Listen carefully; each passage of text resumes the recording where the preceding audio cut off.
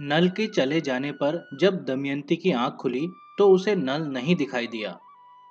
कुछ देर तक तो वह मन को यह धीरज बांधती रही कि कहीं आसपास ही गए होंगे और अभी आ जाएंगे। किंतु जब पुकारने पर भी नल ने कोई उत्तर नहीं दिया तो दमयंती ने सोचा कि संभवतः वे उसे छोड़कर कहीं चले गए हैं। फिर तो उसके दुख का कोई ठिकाना न रहा। वह विलाप करने लगी, नाथ, महाराज, आप मुझे अकेली छोड़कर कहाँ चले गए? हे स्वामी, आप मेरी पुकार का उत्तर क्यों नहीं देते? मैंने आज तक कभी भी आपकी आज्ञा का उल्लंघन नहीं किया, फिर भी आप मुझे छोड़कर क्यों चले गए? हाय, इससे तो मैं मर जाती तो अच्छा होता। दुख का पहाड़ टूट पड़ने पर भी मेरे यह पापी प्राण क्यों नहीं निकल रहे हैं? हे नाथ, आप मेरे साथ परिहास तो नहीं कर रहे हैं? मैं अकेली डर रही हूँ। आप दर्शन देकर मेरा दुख और भय दूर करें। हे स्वामी, मुझे आपकी चिंता नहीं है। मैं तो आपके दुख से ही दुखी हूँ। आप अकेले ही इस विपत्ति को कैसे झेलेंगे? इस तरह करुण विलाप करती हुई दमयंती रोने लगी और नल को ढूंढती इधर उधर दौड़ने लगी। वह बार बार गिर पड़ती और उठकर पागलों की तरह चलने लगती और फिर दहाड़ मारकर रो पड़ती। दमयंती रोती बिलखती कहने लगी, जिस पापी ने धर्मात्मा नल को इस दशा में पहुंचाया, वह उनसे भी बड़ी विपत्ति में फंसकर जीवन भर दुख पाए। इस तरह वह रोती बिलखती पागलों की तरह चक्कर काटती, कभी अचेत हो गिर पड़ती और फिर उठकर नल को पुकारने लगती। इस स्थान के पास ही झाड़ी की ओट में एक विशाल अजगर छिपा बैठा था। घूमती हुई दमयंती जब उसके पास पहुंची तो अजगर ने उसे पैरों की ओर से पकड़कर निगलना प्रारंभ कर दिया। दमयंती को अजगर द्वारा अपने खाए जाने की उतनी चिंता नहीं थी जितनी चिंता नल की थी। वह अपनी रक्षा के लिए बार बार नल को पुकारने लगी। इतने में एक शिकारी जो शिकार की खोज में उस वन में घूम रहा था, दमयंती की पुकार सुनकर दौड़ा आया और उसने तलवार के वार से अजगर को सिर के पास से काट डाला। दमयंती अजगर द्वारा पकड़ी जाने पर अचेत हो चुकी थी।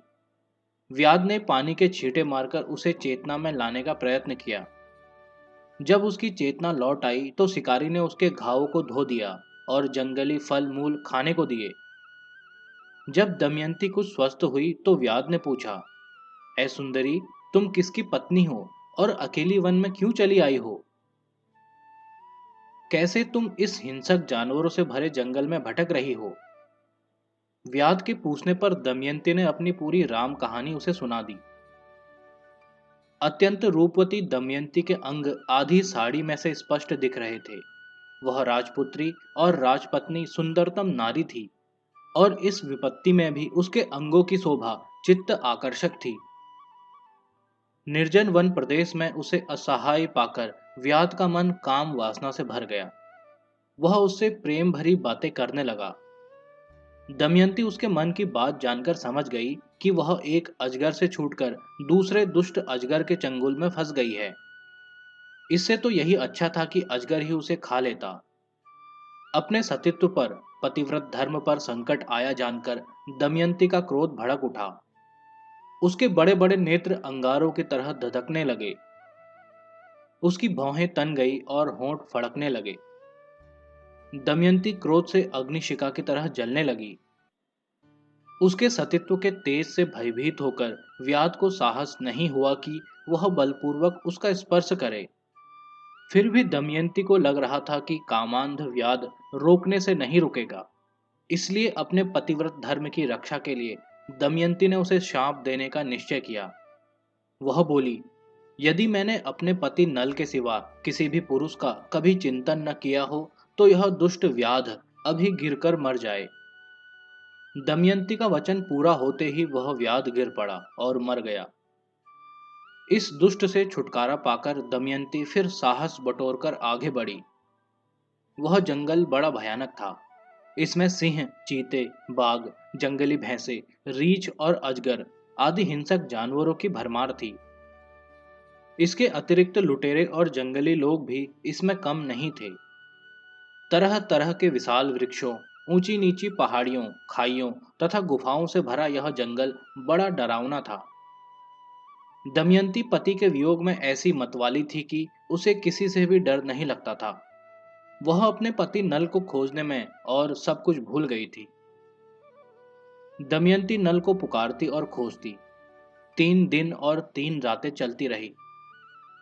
उसे इस भयानक जंगल का न और छोर मिला और न ही नल का कहीं पता लगा।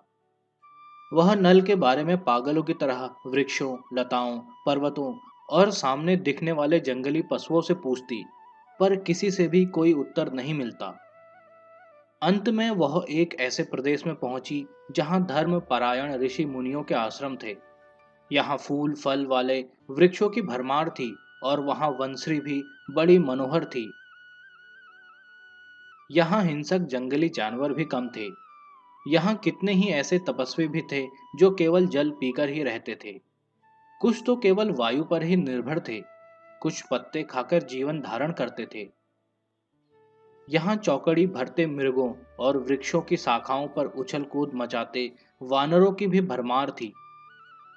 तपोधन महात्माओं के इस आश्रम में पहुंचकर दमयंती के व्याकुल मन को कुछ शांति मिली। वह आश्रम में आश्रय पाने चली गई। दमयंती आश्रम के महात्माओं को प्रणाम करके उनके पास खड़ी हो गई। उसे देखकर आश्रम वासियों ने कहा, देवी, हम तुम्हारा स्वागत करते हैं। यहाँ आराम से बैठो और हमें बताओ कि हम तुम्हारे लिए क्या करें। दमयंती बोली, आपकी तपस्या, अग्निहोत्र और धर्म आचरण तो निर्विघ्न हो रहा है ना? आश्रम के पशु पक्षी तो निर्भय है ना? यह पूछने पर उन महात्माओं ने कहा, भद्रे, यहाँ सब कुशल है। तुम अपने बारे में बताओ कि तुम कौन हो? क्या तुम इस वन की देवी हो? दमयंती बोली, महात्माओं, मैं विदर्भ देश के राजा भीम की पुत्री हूँ और निषद देश के महाराज नल मेरे स्वामी हैं। उनके जाति बांधव ने उन्हें जुए में हराकर उनका सर्वस्व छीन लिया है। मेरा नाम दमयंती है। मैं महाराज नल को खोजती हुई भटक रही हूँ। मैं उनके दर्शनों के बिना व्याकुल हूँ। आप में से किसी ने उन्हें कहीं देखा हो तो कृपा कर मुझे बताएं। ऋषिगण बोले, शुभे, यद्यपि हमने तुम्हारे पति नल को तो नहीं देखा है, पर हम अपने तपोबल से प्राप्त दिव्य दृष्टि से देख रहे हैं कि तुम्हारा भविष्य मंगलमय है। तुम्हें शीघ्र ही पति के दर्शन होंगे। तुम्हारे संकट के दिन समाप्त होने वाले हैं। तुम दोनों का शीघ्र ही मिलन होगा। इतना कहकर वे सभी तपस्वी और उनका वह आश्रम अदृश्य हो गया। इस अद्भुत घटना को देखकर दमयंती के आश्चर्य का ठिकाना न रहा। वह सोचने लगी, कुछ देर पहले मैंने आश्रम में जो ऋषिगण देखे, क्या वह स्वप्न था? यदि स्वप्न नहीं था तो वह आश्रम और तपस्वी कहाँ लुप्त हो गए? फूलों और फलों से भरे हुए वृक्ष क्षण भर में कहाँ चले गए? वह कुछ क्षण इसी पहेली को सुलझाने में उलझी रही, पर उसकी समझ में कुछ नहीं आया। फिर वह वहां से आगे चल दी और विलाप करने लगी। कुछ आगे बढ़ने पर उसे एक सुंदर अशोक वृक्ष दिखाई दिया। वह अशोक वृक्ष के नीचे जाकर उससे विनय पूर्वक बोली, हे अशोक, तुम मुझे निषदराज नल का समाचार सुनाकर मेरा शोक दूर कर दो। यह कहते हुए वह अशोक वृक्ष की परिक्रमा करती रही, पर उसका शोक दूर नहीं हुआ। निराश होकर वह फिर आगे चल पड़ी और दूर निकल गई। आगे जाकर उसने नदी को पार करते व्यापारियों के दल को देखा। उनके साथ भार से लदे घोड़े, रथ तथा सवारी के हाथी थे। बीहड़ वनों में अकेले भटकने की अपेक्षा उसने उस व्यापारी दल के साथ चलने का निश्चय किया। वह कुछ तेज चलती हुई व्यापारियों के उस दल में जा मिली। पति वियोग से दुखित, भूख प्यास से व्याकुल, रूखे धूल भरे केशों और आधी साड़ी पहने होने के कारण वह पगली सी दिखाई देती थी। उसे देखकर कई लोग तो डर के मारे चीख पड़े, कुछ इधर उधर भागने लगे और कुछ चिंता में पड़ गए। कुछ लोग उसकी खिल्ली उड़ाने लगे, कुछ को वह अच्छे चरित्र की स्त्री नहीं लगी और कुछ उसकी दशा देखकर दया से भर गए और उन्होंने उससे पूछा, कल्याणी, तुम कौन हो? किसकी पत्नी हो और इस वन में किसको खोज रही हो? तुम्हारी बुरी दशा देखकर हमें बड़ा दुख हो रहा है। यदि इस वेश में तुम कोई देवी, यक्षी या राक्षसी हो तो हमें मंगल आशीर्वाद दो। हमारा यह दल कुशल पूर्वक अपने स्थान पर पहुंच जाए, ऐसा वरदान दो। दमयंती ने उन्हें उत्तर दिया, मैं आपकी ही तरह मानवी हूँ, देवी या यक्षी नहीं। मैं राजपुत्री और यशस्वी राजा की पत्नी हूँ। अपने पति को खोजती इस वन में भटक रही हूँ। मैं विदर्भराज भीम की पुत्री और निषद नरेश नल की पत्नी हूँ। यदि आपने महाराज नल को कहीं देखा हो या उनके बारे में कुछ सुना हो तो मुझे बताने की कृपा करें। उस दल के नेता का नाम सूची था। उसने दमयंती से कहा, भद्रे, मैं इस दल का नेता और संचालक हूँ। हमने नल नामक किसी मनुष्य को मार्ग में नहीं देखा। इस जंगल में हमें तुम्हारे सिवा कोई भी मानव कहीं दिखाई नहीं दिया। दमयंती ने उससे पूछा, कृपया करके बताइए कि आपका यह दल किस नगर की ओर जा रहा है। दल के नेता ने उत्तर दिया, हमारा दल चेदिराज सुबाहु की राजधानी में व्यापार के उद्देश्य से जा रहा है। यह सुनकर दमयंती भी उनके साथ हो ली। जब चलते चलते कई दिन बीत गए तो एक विशाल वन में पहुंचकर दल के नेता ने एक बड़ा सरोवर देखा। उसके आसपास पशुओं के चरने के लिए बहुत सी हरी भरी घास थी और लकड़ियों की भी कमी नहीं थी।